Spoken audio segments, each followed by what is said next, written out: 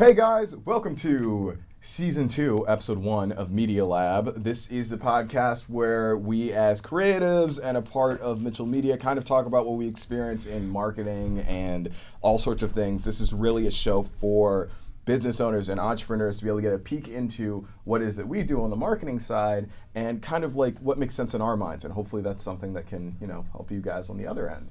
So, this is a question and answer show, so if you guys would like to leave questions for the next episode, feel free to go on our Instagram, at Mitchell Media LLC, drop a question there, or on our Facebook, which is Mitchell Media Philly, I believe. If it's not, then it will be corrected up there. And we'll have more places for questions, but right now we're just taking them on Instagram. So I'm Rob Mitchell, and here with me today I have An. So my name is An. You can find me on Instagram at 32an, THREE, the number 2, and then ANH. And then my website is anthaicreative.com. And basically I do photography and video here and there, and just like a lot of digital things.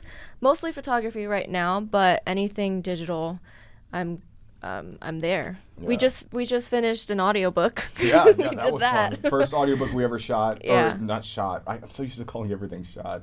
First one we ever recorded with Mitchell Media, so that was great. An was our media production lead, so she was handling everything audio, video, photo for us, and she just stepped into a new role, content manager.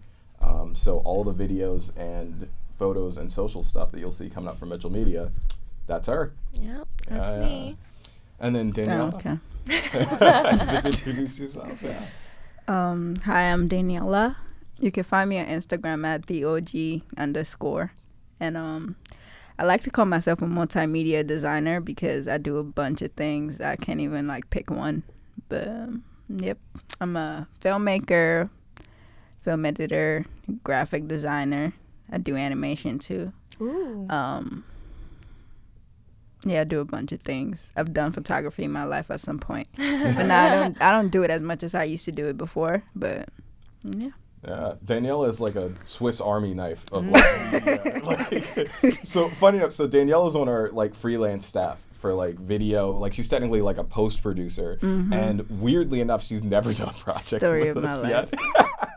Because when I met you and I learned all the stuff you could do, I was like, oh, we gotta sign her onto the team because we'll need stuff like that eventually. Right. And then we did a total of 8 video projects last year, and it was all me and you pretty much. But I mean, the long term plan is we want to do podcasts just like this for clients. We want to do motion graphics. We want to do a lot more, and that's going to be a big part of 2020. So right. You'll be getting plenty of calls from us. Trust me, It's happening this year. Yeah, and then I'm Rob. I do everything a little bit. So it's as far as creative stuff goes, I guess I've been a lot more on the video end, but I started as a graphic designer. I started building websites and doing branding. But my real roots are in YouTube. So I actually had a YouTube channel that I started when I was somewhere between 12 and 7, somewhere in there. No, I think I was 12. I was 12 when I started my channel. Yeah. So yeah, somewhere around there, and that's where I got all my internet prowess from. So we're gonna get right into the Q&A stuff. So I thought this was a really fun question, just since we're all kind of introducing ourselves in the first episode. How/when did you know that you were creative, and how was it that you got into your current creative skill set? Do you want to start? Yeah. That's a loaded question. I mean, for me, I feel like at one point, I think I was 5 years old or 4. I started drawing, and I drew something. I took it to my mom, and she was like, "There's no way you drew that." She's like, "It's a lie." And I was telling her, "No, I drew it. She said, "No, you probably traced it or something." So it was I think that was when I actually discovered that I knew how to draw. Because before then, I wasn't actually. I don't remember, but I don't know if I was drawing, but I knew that I started drawing on paper and stuff. And then when I went to boarding school, I started using the computers. They don't let us use computers after hours, but we'll sneak into the labs and use the computers. And that's when I learned how to use Photoshop and Premiere Pro and all that stuff. Wait, how old were you then when you first started using Photoshop and all that? 10. Wow. See, that's that's really early. I did every graphic I designed was on Microsoft Publisher until I was in high school, and Paint. I kid you not. I was that much of a my gosh. MS Paint. I didn't even ever use Paint. Not even once. I never Not used even it for a screenshot. at all. Man, see, that's. Yeah, I was on the opposite side of that where I didn't think I was creative. I just knew that I liked music. I was always in choir. I was always doing the musicals at my school, and I liked drawing. I liked painting. I just liked to do the physical stuff. People were just told me that I was musical, not creative, because I just wanted to go to college to be in the medical field. So I didn't, in my mind, I was I can't do anything creative professionally. Right. That wasn't me until I took an anatomy class. Goodness gracious, it was so boring. And that was when you realized it was not. Yeah. So boring. I was in the lab, and the professor who was lecturing was just so boring. I was I can't do this for the rest of the semester. I'm changing my major. I'm re-looking at my life because this is not what I want to do for the rest of my life. I was this is not it. And so, sophomore year of college was when everything shifted. I started taking media classes, and then I picked up a camera, and then everything. I've always liked just using iPhones. iPhones are great for photography, for street photography, for anything like that. And it was from there that people started telling me, it was oh wow, you have an eye for photography, why don't you get a camera or something. I was oh well, I thought my phone stuff was good. I was I guess I need a camera now or whatever. And then it just took off from there. Yeah, no, it's funny, I had a similar way of identifying creatively. I started out drawing too, because my mom's an artist. So I learned how to draw human figures, backgrounds, vehicles, everything from her.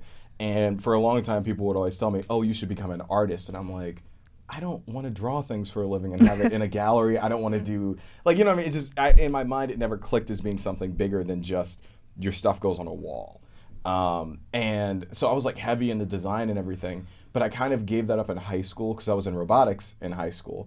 And I just got mainly into the mindset that I'm an engineer, I know engineering. See, I feel that because there was a time where I could have taken music engineering or editing as an elective class, but instead I took a double bio class, which was 2 periods of biology because I thought I wanted to be a physician's assistant. That's amazing. Jeez. Yeah. No, it's that was a really fun time for me, but it was also weird because I just didn't I didn't have a huge mind for engineering, but I liked expressing myself creatively through making things physically. So all I wanted to do was just do stuff with my hands. And the funny thing was, I was on that robotics team for 4 years, and the best stuff that I look back on that I did was videos. And that's I go to college, my first year, or I applied to schools, got scholarships for engineering to go and become an electrical engineer. And then when I started surveying classes at UPenn and stuff to see what it was, I was this is not an Iron Man. This is math. I don't get to blow anything up. I'm not sitting there with a soldering iron, because in high school robotics, that's what you do. Right. You spend most of your time physically completing things. And when I realized that, the first major I picked up on was communications and media production. I had no idea that was even a major. I came into Temple not knowing that the whole media, the Klein College, was so big. I literally had no idea. I was looking at film. I was looking at the music tech and Boyer. I was looking at everything, and it was just too much of this or too much of that. But media and communication, it just made sense because it let you do everything. Exactly. And it's I wish I knew that.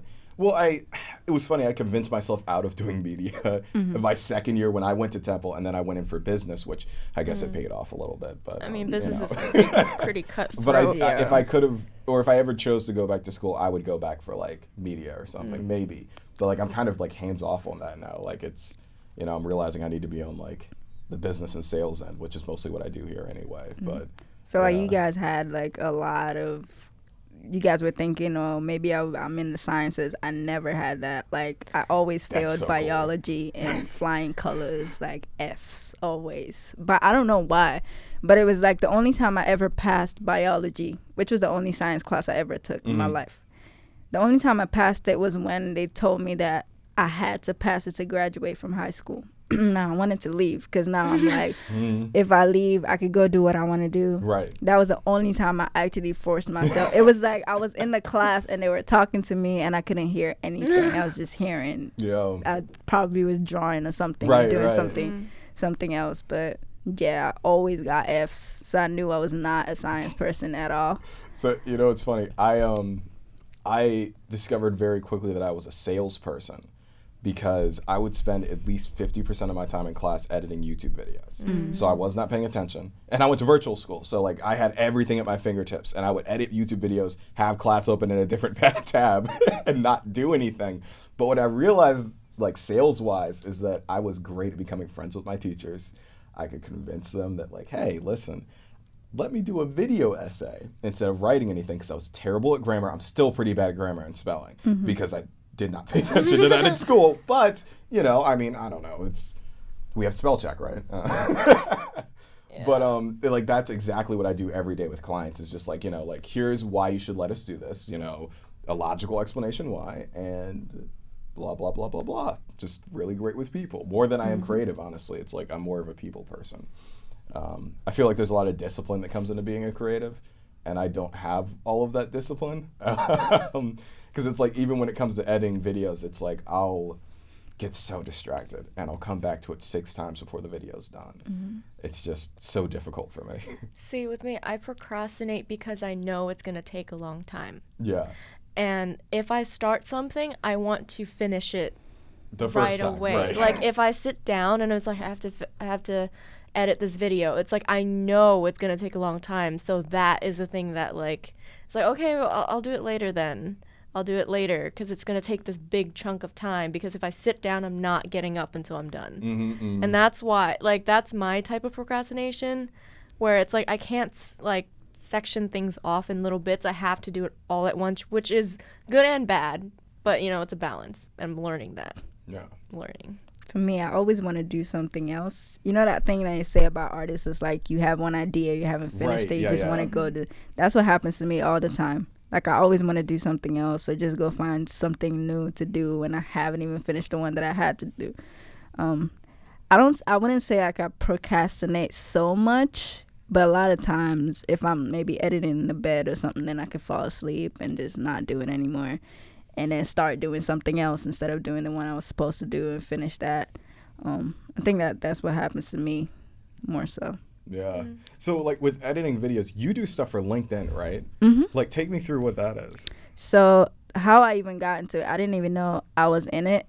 I started using LinkedIn after I had left Drexel. So I just started posting up stuff on LinkedIn, and then one time in like, I think it was last year, was it 2018 in like November, somebody had sent me a message saying that they went to the LinkedIn office and they saw my name amongst like the people that they chose to be campus editors. So it was something that they discovered. I think they said the people that were content creators, or if you were an author or you like to like blog or post stuff like that, they wanted you to bring LinkedIn to your school. Kind of like, because people are already, maybe if they see like people are liking your posts a lot, or you get a lot of traffic, they just add you to it. So I didn't even know I was on it at all. And then somebody sent me that message and I was like, oh. And then they started, a lot of times they sent me to New York about 2 times to go like they sent me once to this Facebook office to go like talk to people and like write about it. And this one time they sent me to our tech house, and went to our tech house in DC to go do that as well. But I feel like I haven't been as on top of it as I was the first time, because now it's like there's a lot of freedom that comes with it. At first it was like you have to do this, you have to do this. Like every week they gave us like some long list of stuff we had to do or what we had to post. And it was like after you had already gotten everything that they promised that they were going to give you, you just like don't want to do it anymore. A lot of things just take over. But that was how I got into it. It's easy to get into. I know they do it like every year. So if you just are frequent on LinkedIn and post things on LinkedIn, it's possible that you could, without even applying, because they said some people apply, but I never applied. I didn't even know it was a thing. And I didn't even know that I was even going to get chosen because I just started using LinkedIn that year. And I just graduated. I mean, I left Drexel in like June, and I started at Temple in August. So I really started using it in like around like September, October, and then in November they added my name to the thing. So it was yeah, man. What do you think it was that they noticed, like, from your content? Like, what were you posting at the time that was so intriguing to them? It was videos. So it's like I could just sit down and start doing like motion graphics or just making random videos, and that was what I was posting on there.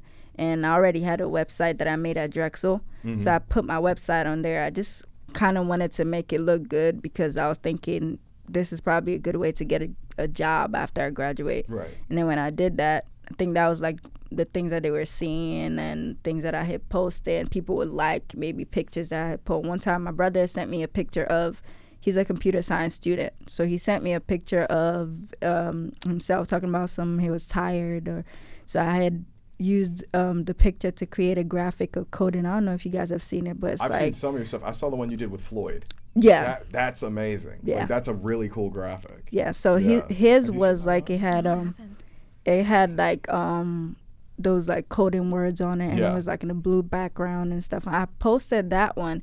That one actually got a lot of people talking to, because it was like a lot of people felt like they could relate to it because they were probably doing computer science too, and they were always coding, and so it was just little things like that.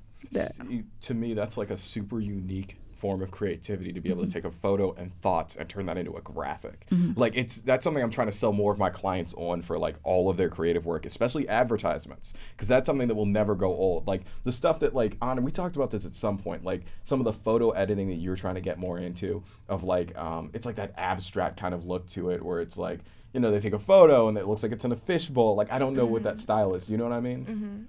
Like, what is that called? Like, well, it's, I guess, experimental. Because I have no idea what it is. Because you can there's a lot of styles, like aspect stuff, like whether it's like you take a picture from a certain angle and it makes the picture seem like it's something else. I guess it's just playing with aspect ratio, really. Yeah. So it's like that kind of stuff is like so key, because no matter how long you spend scrolling on Instagram or Facebook, when you hit something that awesome, like, you stop. And then you figure out, okay, what product's being sold, because it's just so awesome. Right. Like, it's like every single ad, like, moving forward, like, I do not want to do a single ad campaign that doesn't have like some of that kind of art in it, because it's so crucial to like everything. I need to see it. I need to connect with you on LinkedIn.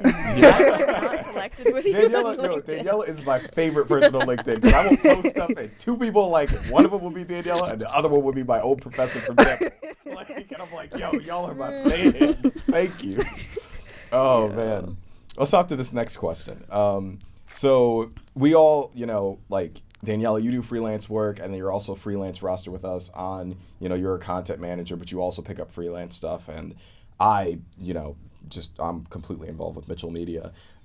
So with that in mind, whether it's like with Mitchell Media or just somewhere out in the world, what would your dream client be? Obama, yo. Yo, to do like Obama's podcast? I'm not like, even joking. Let me be clear.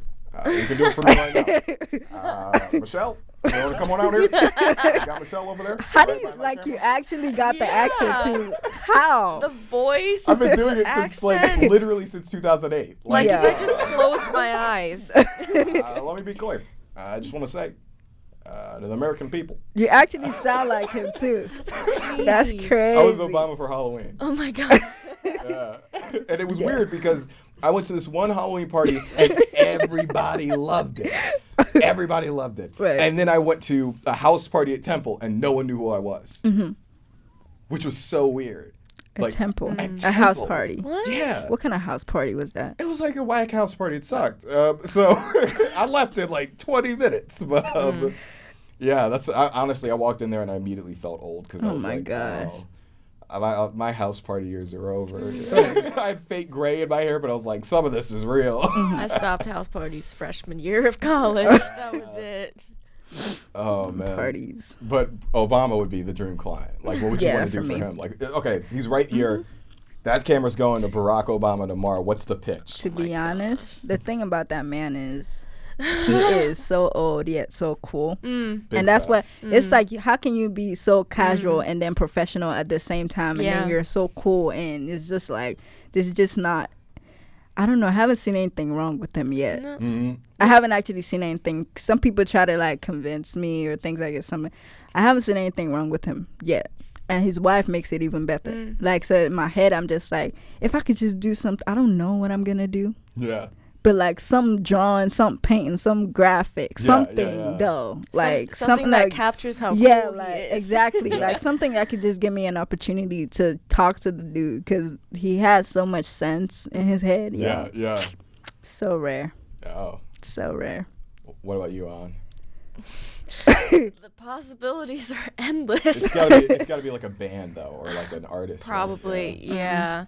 I mean, as of right now, I like a lot of Christian indie bands. I like Rivers and Robots. If I can do something with Andy Mineo Oh my gosh! See, you stole or mine. Ecclesia Yeah. or Go ahead. Montel, like literally Montel, yeah, all yeah. the bass, like the cool, like not cool hip, whatever. It's just like They are freaking. they cool, are the right? people Yeah. that are like changing the music industry, especially the Christian music industry, and not making it Christian anymore. And it's just music. It's just good Yeah, yeah. music. Right.